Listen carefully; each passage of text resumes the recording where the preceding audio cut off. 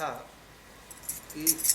कि तुम बात किससे किया करते हो अकेले में, कि वो अकेले रूम में रहती थी तो उनको बात करने को कोई चाहिए, है ना, पर बात करने का कोई संसारी नहीं चाहिए, कृष्ण से ही बात करने की इच्छा होती थी, है ना, क्योंकि बहुत दिन होते गए थे कृष्ण को देखे हुए और देख नहीं पाए थे, संसार को छोड़े हुए बहुत दिन हो गए थे, कृष्ण मिले नहीं थे। उन्होंने पूछा कि आप किससे बात करते हैं, तो उन्होंने कहा कि राणा जी में तो सावरे रंग राती, जिनके पिया परदेश बसत हैं वो लिख लिख भेजे पाती, मेरे पिया मेरे हिया में बसत है, यह सुख कहे वो गाती।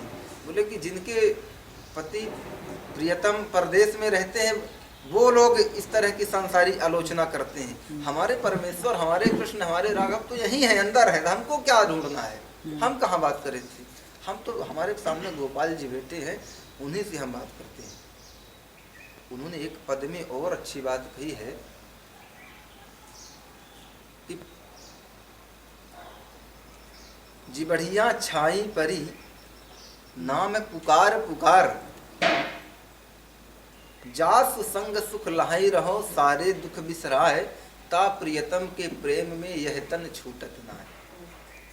बोले जिसके लिए मुझे बहुत सुख हो रहा, जास संग सुख लहाई रहो सारे दुख बिसराए, बोले जीवन में दुख तो बहुत है पर कृष्ण से मिलने का इतनी सुख है कि वह दुख भी हमको सुख जैसे लग रहा है, दुख रियली दुख बहुत है पर कृष्ण मिलन की चाह इतनी ज्यादा है कि वह दुख भी मुझे सुख जैसा प्रतीत होता है। और तन बोले मैं सोच रही हूँ कि ये तन छूट जाए, ता प्रियतम के प्रेम में यह तन छूटत ना है, अब बोले उसके प्रेम में यह तन छूट नहीं रहा है, उसके प्रेम में यह तन नहीं छूट रहा। अखड़ियां छाई परी पंथ निहार निहार, पूरे आंखों में झाइयां पड़ गई हैं रास्ता देखते देखते, आंखों में झाइयां पड़ गई हैं रास्ता देखते देखते कि अब कृष्ण आएंगे अब कृष्ण आएंगे अब कृष्ण आएंगे, पर अभी आए नहीं, आंखों में झाइयां पड़ गई हैं, जीभड़िया छाले परे नाम पुकार पुकार, पूरे जीभों में छाले आ गए हैं कृष्ण नाम लेते लेते, अभी कृष्ण के दर्शन नहीं हुए,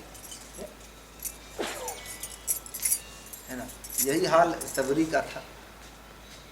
मतंग जी ने कहा था, मतंग ऋषि ने कह दिया कि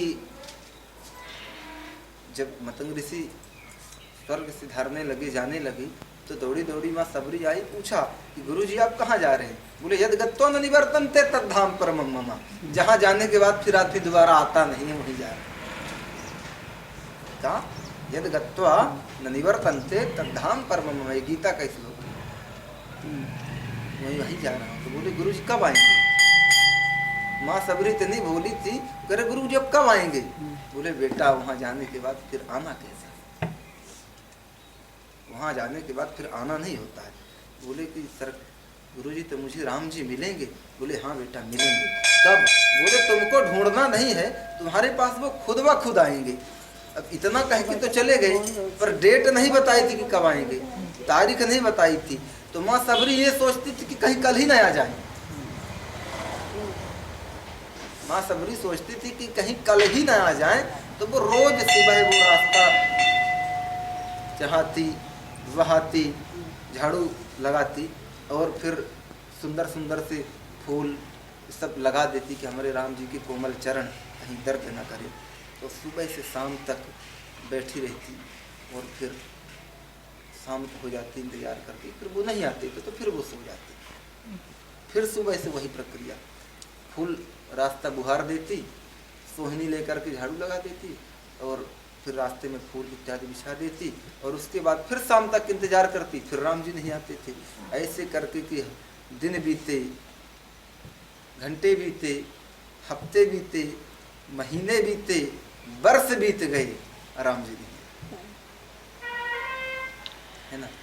एक दिन देखा कि एक कागा बोल रहा था, एक कागा आवाज लगा रहा था, तो कहते हैं कि जब कागा सिर पे बोले तो कुछ शुभ शकुन होता है। हमारे आपके जीवन में शुभ शकुन पैसा मिलना होगा, धन मिलना होगा, सब चीज ये मिलना होगा, पर सबरी के जीवन में राम का मिलना ही शुभ शकुन था और कुछ शुभ नहीं था। राम न मिले ये सबसे बड़ा असगुन था, राम का मिलना। तो उसने कागा बोल रहा है तो उन्होंने कह रही है कि बोल मेरे कागा कागा राम कब आएंगे, बोल मेरे कागा मेरे राम कब आएंगे, सबरी गरीब के भाग्य जग जाएंगे, ए सबरी गरीबी के भाग्य जाग जाएंगे, बोल बोल कागा मेरे राम कब आएंगे, आए नहीं सांवरे देर क्यों लगाई रे, ए आए नहीं सांवरे देर क्यों लगाई रे, आए नहीं सांवरे देर क्यों लगाई रे, ए आए नहीं सांवरे देर क्यों लगाई रे,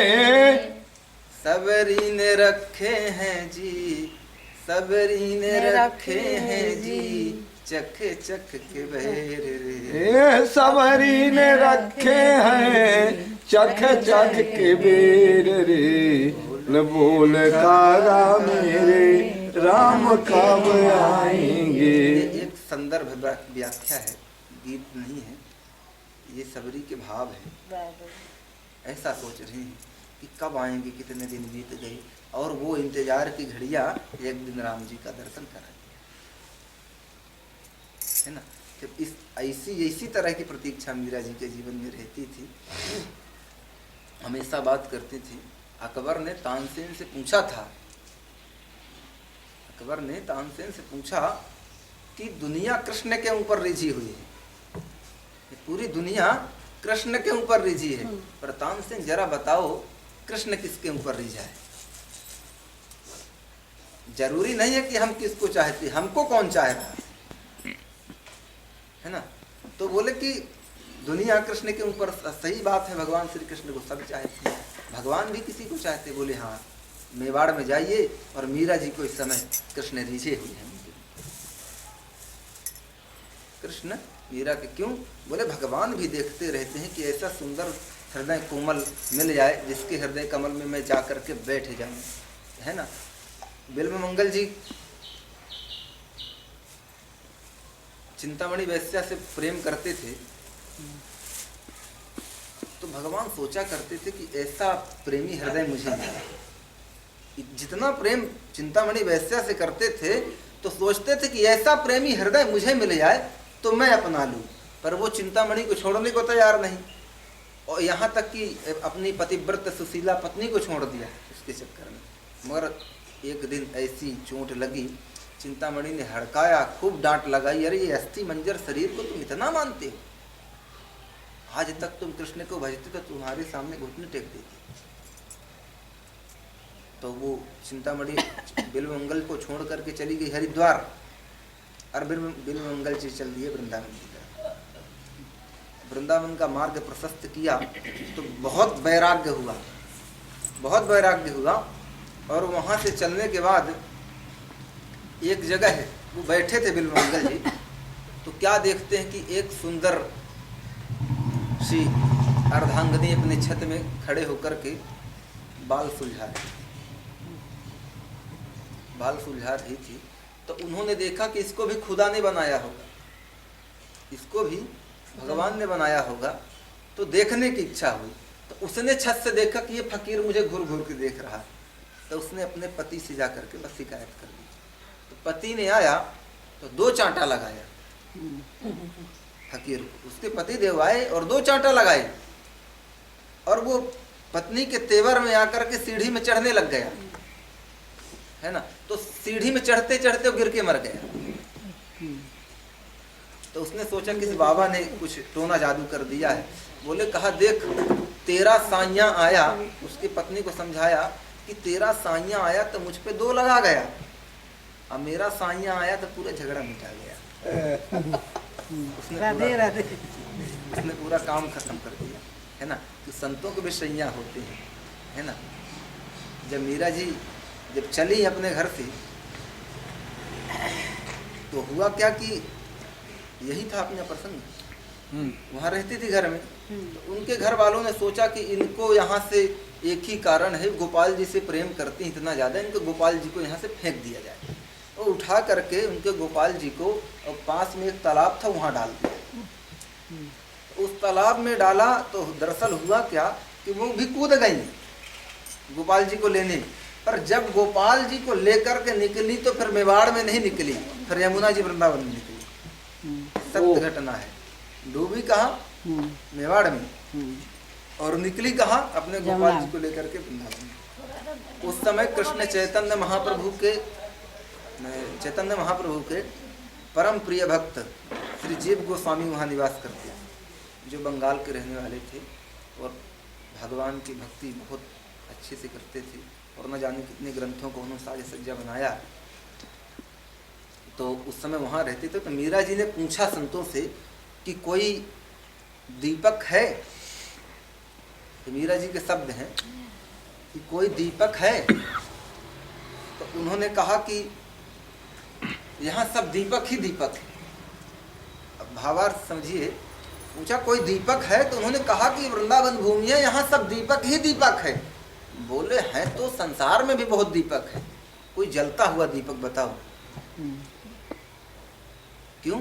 बोले जलते हुए दीपक के पास यदि बुझा हुआ दीपक संपर्क में आता है तो वो भी जल उठता है। कहने का मतलब कि हम जी तो हम भी रहे हैं, संसारी जीव दीपक ही हैं, पर भक्ति से हम लोग जल नहीं रहे हैं।